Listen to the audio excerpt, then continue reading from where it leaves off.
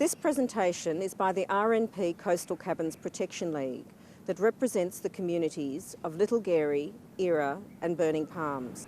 There are 4 shack communities in the Royal National Park. 3 are represented by the RNP Coastal Cabins Protection League, comprising 143 shacks in all. Beach shacks were once common up and down the coast, but few have survived the pressure of coastal development. Our shack communities have survived due to their unique history and their location. None of the shacks are accessible by road. To get to Era or Burning Palms, you have to walk 2 kilometres down a steep bush track. For Little Garie, access is via a shorter track around the cliff line. The shacks were built between 1910 and 1950 on freehold land. Our communities grew during the Depression when unemployed miners from nearby Helensburgh camped at the coast to survive the hard times. When the land was to be sold in the 1940s, shack owners formed the Protection League to represent them. As a result of lobbying, the land was resumed by the government in 1950 and incorporated into the National Park in 1953. Mr. Lou Voisey, the Protection League secretary, was photographed at Governor Game Lookout in 1950. He had been reassured by the Department of Lands that the owners would be able to remain in possession of their huts and tents. However, in the mid-1960s, government policy sought to eradicate the shacks from the park. Over 50 shacks were demolished until heritage listing in the 1990s forced the National Parks and Wildlife Service to change their policies. The current plan of management for Royal National Park, adopted in February 2000, requires that the shacks be retained and the cultural heritage values be conserved.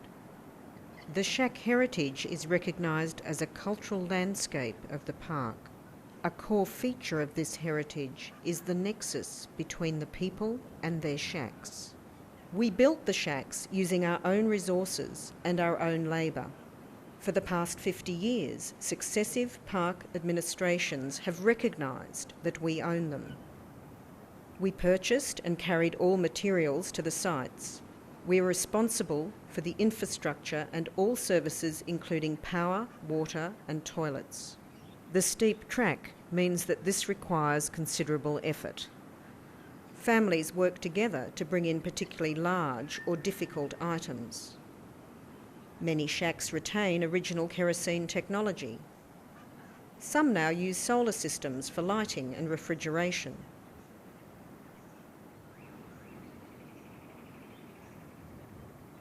We formed and support 3 surf clubs that throughout the year provide emergency care to park users in need. Era and Burning Palms surf clubs would not exist without the shack communities.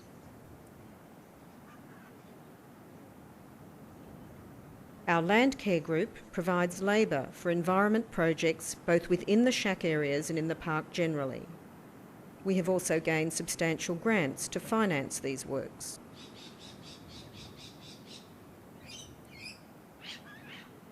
Our Fireguard group maintains a fire readiness and works in cooperation with the Rural Fire Service. Our communities today number hundreds of families across a wide range of backgrounds. Some families span 5 generations, going back to the original builders.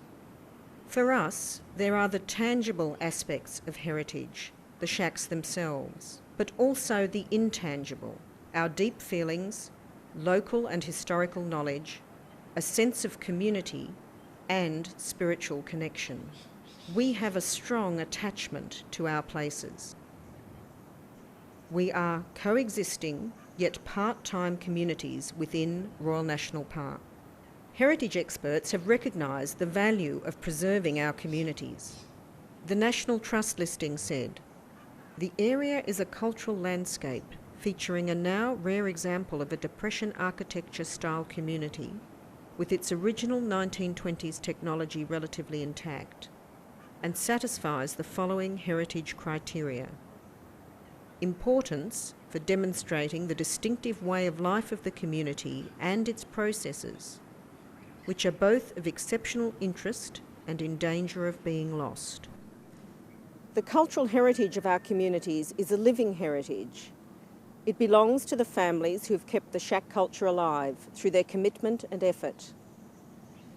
If the nexus between the people and their shacks is severed, then a core cultural heritage value will be lost. For the heritage values to be retained into the future, the custodianship of the shack people must be recognised and afforded protection.